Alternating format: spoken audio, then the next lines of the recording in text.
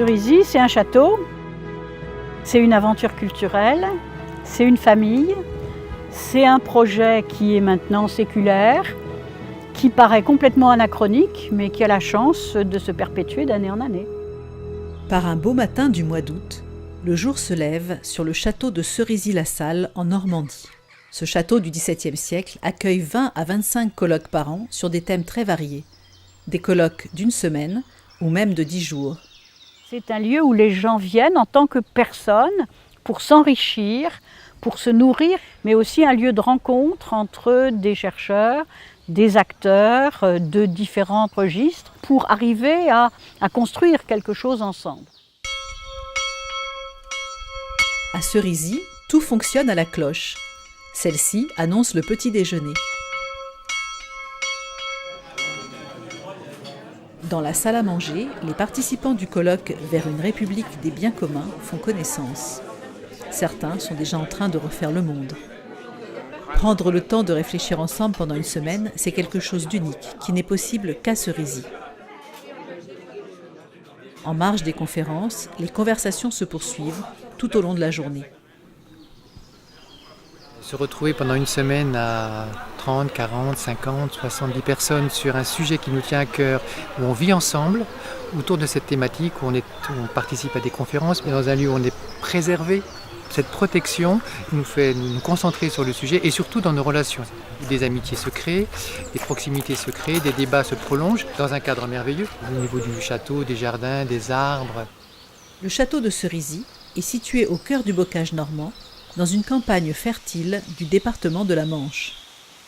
C'est a priori le dernier endroit où il faut être pour un journaliste parce qu'on est au fin fond du Cotentin et au fil du temps, en fait, j'ai acquis l'assurance, la certitude que c'est en fait l'endroit où il faut être pour capter ce que j'appelle les rumeurs du monde.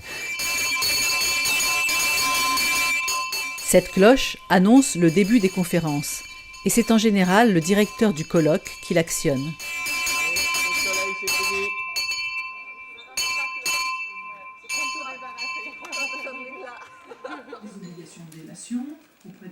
Edith Ergon assiste à presque tous les colloques de Cerisy. Le principe, c'est de réunir à la fois des intellectuels, des scientifiques, des étudiants, des artistes et des acteurs de la société civile pour donner un sens au monde en mutation. Chaque colloque demande 2 ans de préparation et donne lieu à la publication d'un livre.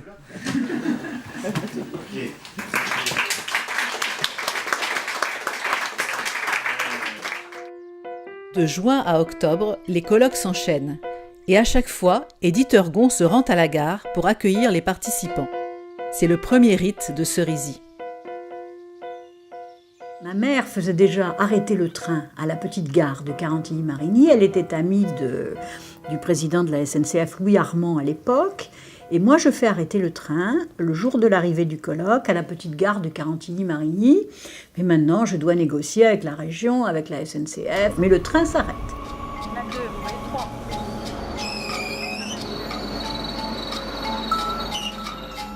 Pour Cerisy, bonjour.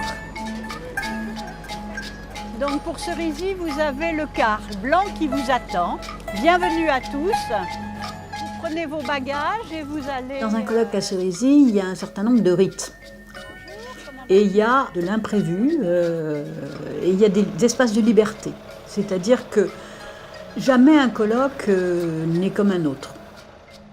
Et c'est pour ça que moi, je me lasse pas. Parce que vous vous rendez compte, si j'en étais à mon 500e colloque et que c'était toujours la même chose, je serais... Mais il y a quand même beaucoup de choses qui sont les mêmes.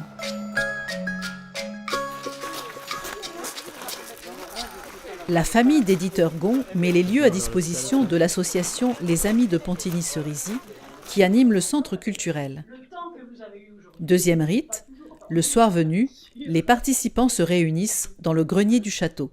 Donc la coutume de ces soirées de présentation, c'est de vous dire d'abord quelques mots du lieu dans lequel vous vous trouvez et de la tradition culturelle, l'aventure culturelle et familiale que nous y poursuivons depuis quelques 106 ans. L'association des Amis de Pontigny-Cerisy a une mission unique, c'est de promouvoir les échanges culturels et scientifiques en organisant des colloques internationaux et en les publiant. Et donc aucune activité à caractère commercial. Cette aventure culturelle et familiale commence il y a plus d'un siècle en Bourgogne. Paul Desjardins, professeur à l'École normale de Sèvres, écrivain et poète, achète alors une abbaye abandonnée par ses moines et menaçant de tomber en ruine. En 1905, mon grand-père Paul Desjardins avait acheté l'abbaye de Pontigny, qui est une abbaye cistercienne de Lyon, au moment de la séparation des biens de l'Église et de l'État, et avait décidé d'ouvrir les décades de Pontigny, qui ont fonctionné de 1910 à 1913, puis de 1922 à 1939, étant interrompus par la guerre et la mort de Paul Desjardins. C'était un grand professeur, Paul Desjardins, qui était un pédagogue et qui avait un engagement moral, qui constatait la difficulté de la société dans les années du début du siècle, qui était déjà fort européen et qui a essayé d'apporter une réflexion morale et politique à Pontigny.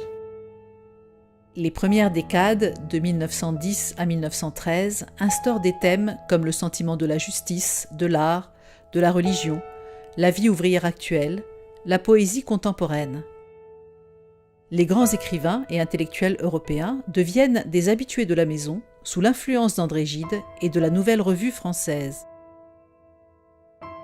André Gide a été la vedette qui a donné peut-être sa notoriété. Il a eu quand même une grande présence continue entre 1910 et 1939. On peut trouver des lettres d'André Gide et à mon grand-père Paul Desjardins. Au moment du lancement de Pontigny en 1910, faut-il admettre les femmes à Pontigny? C'était le côté un peu misogyne de Gide. Ils ont finalement dit oui pour deux raisons. D'abord, il fallait accepter les femmes des personnes invitées.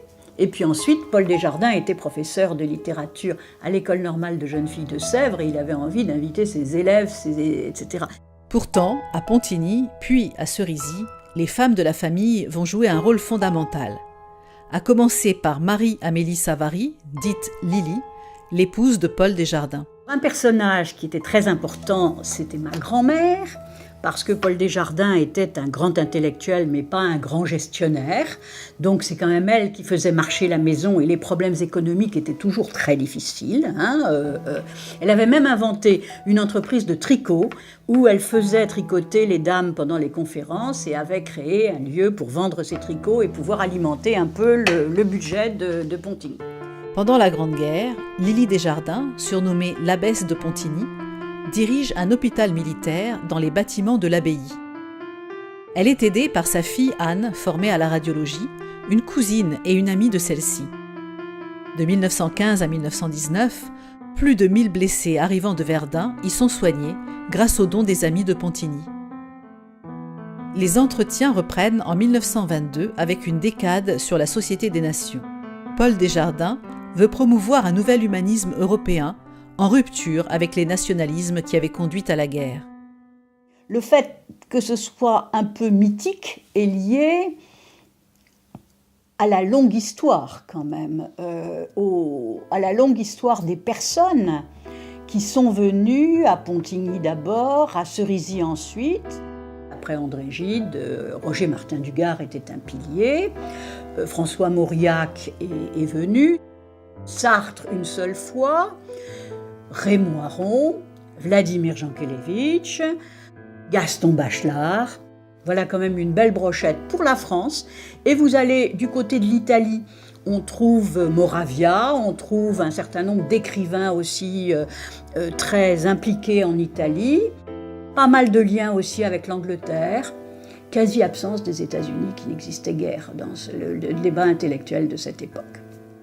Malraux, qui a été important puisqu'il a fait le lien, puisque c'est lui qui ensuite nous a aidés à faire classer le château de Cerisy et à lancer le centre culturel. Paul Desjardins meurt en 1940. Après la Seconde Guerre mondiale, Anne Ergon Desjardins, la seule de ses 4 enfants qui lui ait survécu, poursuivra son œuvre à Cerisy.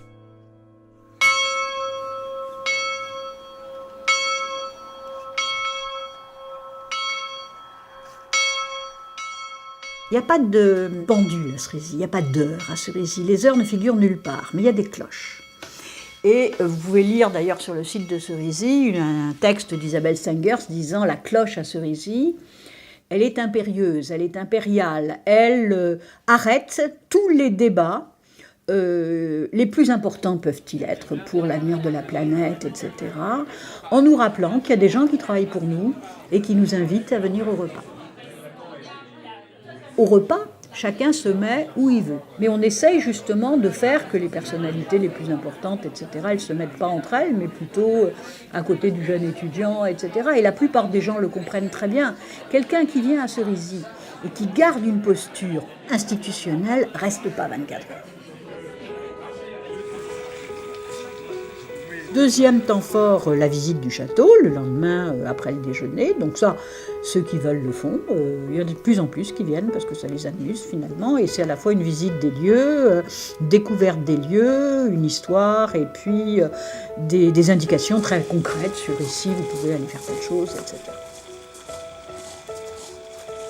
Nous sommes ici dans cette ancienne étable qui est une étable moderne de la fin du 19e. C'est un château protestant qui a eu un grand rôle justement dans le développement du protestantisme en Normandie. Construit à la fin des guerres de religion, au moment où l'édit de Nantes a été appliqué en Normandie, le château de départ est une place forte, sur le modèle des bastides protestantes du XVIe siècle.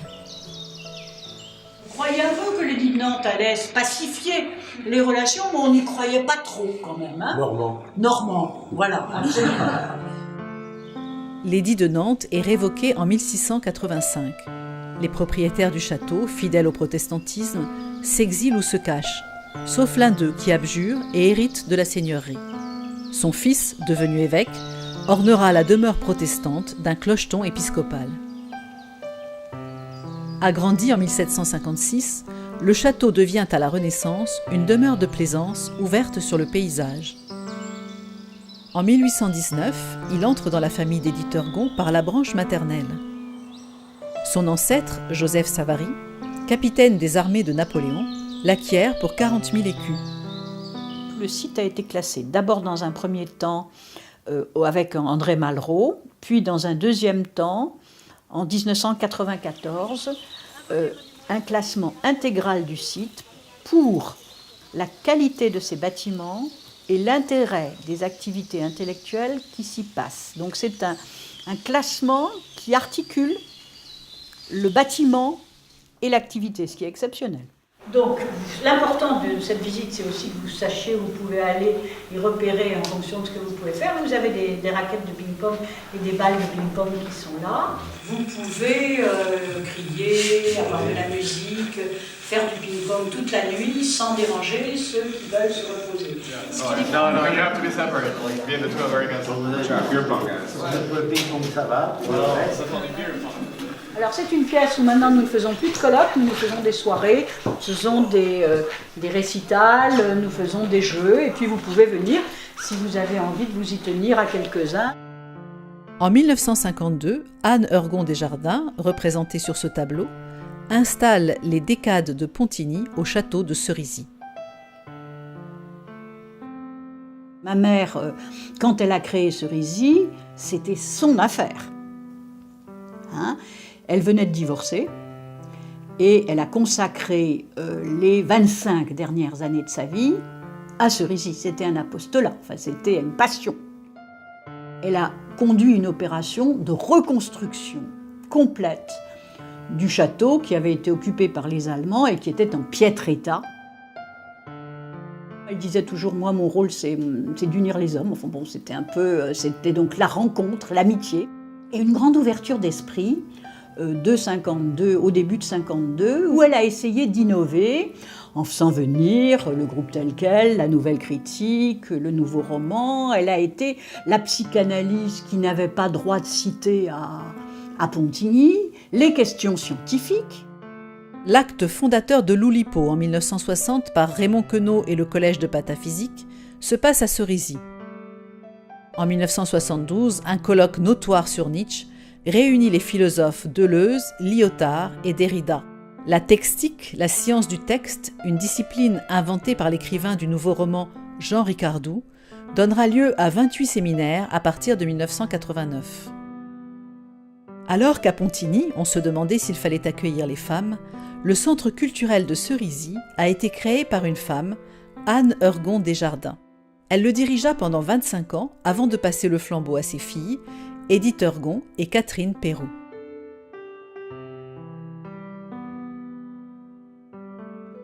Au décès de ma mère en 1977 et jusqu'au décès de ma sœur en 2006, donc presque 30 ans, nous avons co-dirigé le centre avec une répartition des rôles très claire. Enfin, moi, je m'occupais des colloques et des livres et elle s'occupait plutôt de la maison. Moi, personnellement, j'ai élargi beaucoup dans le domaine des sciences, des sciences appliquées, de la gestion, de la relation avec les entreprises et les territoires. Et ça a été tout un autre public qui, à ce moment-là, est arrivé à Cerisy.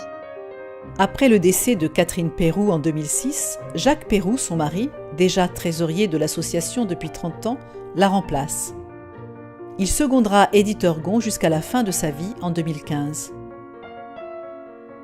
Avec l'aide de toute une équipe, Édith Heurgon continue l'œuvre de son grand-père et de sa mère en organisant des colloques sur des thèmes encore plus variés, de la danse au jardin, du numérique au bien commun.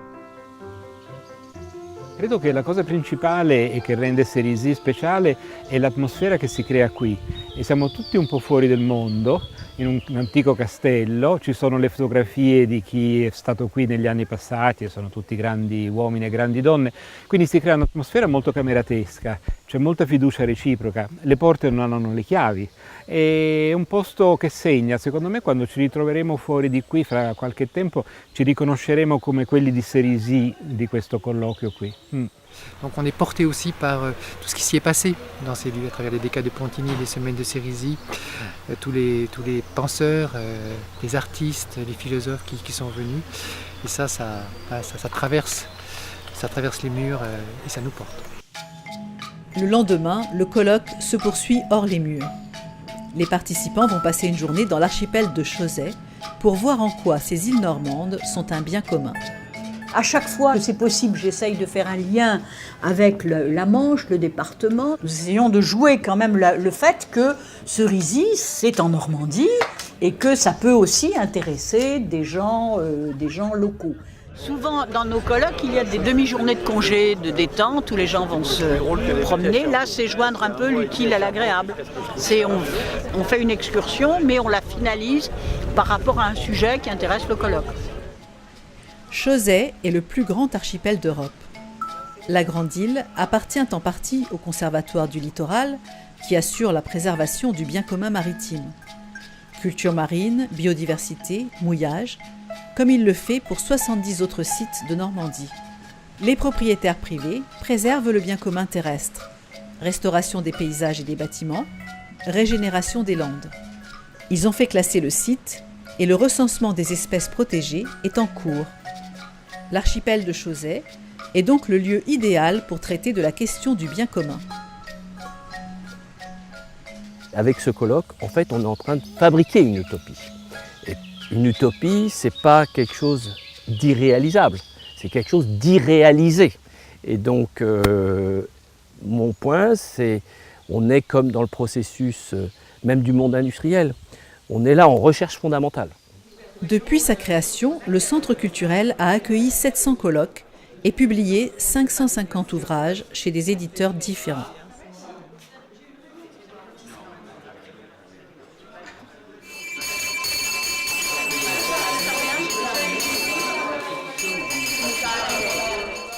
La force de Cerisy, c'est de nous abstraire de notre quotidien pour essayer de prendre du recul, du recul par rapport au monde qui va, pour construire un monde de demain.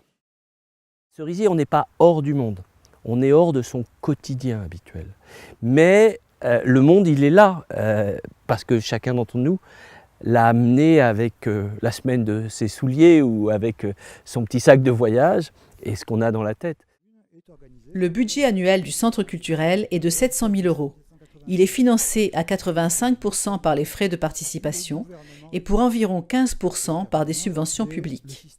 Les universitaires, qui sont quand même majoritaires dans l'organisation des colloques de Cerisy, comprennent en général assez bien les colloques qu'ils doivent faire dans leurs universités et les colloques qu'ils peuvent faire à Cerisy et qui relèvent d'un grand élargissement. Et ça, c'est important. Et c'est là-dessus que je me bats, parce qu'à Cerisy, il y a des contributeurs, mais il y a des auditeurs, plus que des contributeurs. Et à Cerisy, il y a des acteurs sur les sujets qui peuvent le faire, sur un colloque sur le commun. Il y aura des acteurs, des luttes sociales, il y aura des politiques sur les jardins. À chaque fois, on essaye de mettre des paysagistes, des artistes, etc. Moi, ce que ça m'a apporté, c'est de prendre un petit peu un pas de distance par rapport à mon engagement dans Nuit debout et mon action, de prendre un temps de la réflexion et de reconnecter ça avec toute la problématique des communs qu'on traite ici et d'essayer d'en tirer les leçons pour nourrir le mouvement plus largement des communs. Donc ça a été un moment, prendre un peu l'occasion de réfléchir sur l'action. Et les temps de pause sont tout aussi importants que les conférences. The conversations that we have here after the lectures allow people from different backgrounds and perspectives to agree upon what is the right way to move forward. Donc Cerisy, c'est une communauté éphémère qu'on crée et qui est complètement disparate en termes d'âge, en termes de profession, en termes de pays. Quand je vais quitter Cerisy jeudi matin, ça sera avec plein de connaissances, plein de nouvelles relations humaines et donc plein de liens sociaux qui vont me permettre de me conforter dans ma recherche interdisciplinaire et de pouvoir essayer, tant bien faire, de remettre la finance au service du bien commun.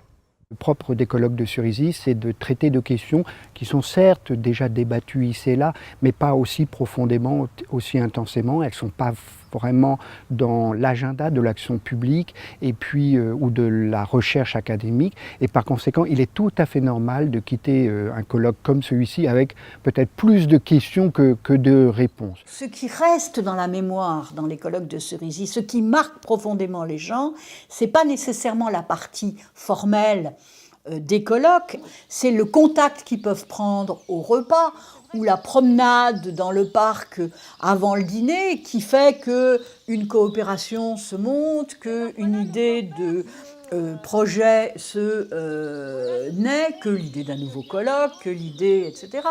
Donc c'est la rencontre, c'est provoquer la possibilité de faire se rencontrer des gens qui n'auraient pas nécessairement de raison de se rencontrer et les faire se rencontrer dans un cadre, bon, je dis parfois un oasis de décélération, c'est-à-dire les obliger à prendre le temps de la rencontre et à abattre toute casquette institutionnelle.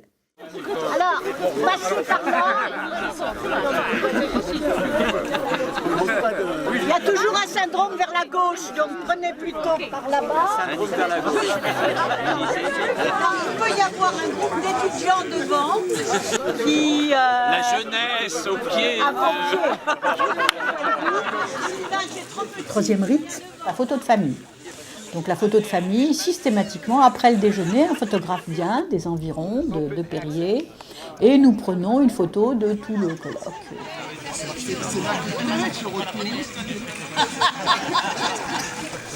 On n'a pas besoin de se taire. Non, mais c'est la charge. Tu peux parler, mais sans bouger de...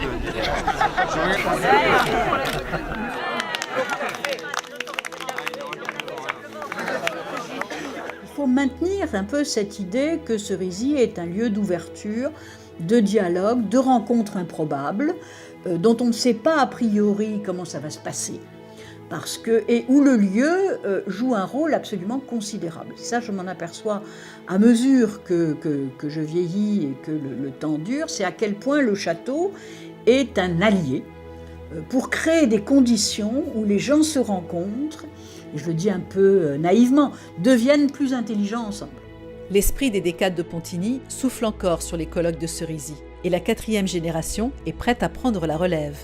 D'ici 5 ans, le neveu d'éditeur Gon, Dominique Peyroux, prendra la direction du centre culturel, avec le soutien de sa sœur, Anne Peyroux-Bas, et de toute la famille. Cerisy, pour moi, c'est aussi une aventure historique et familiale, donc, qui remonte à plusieurs siècles.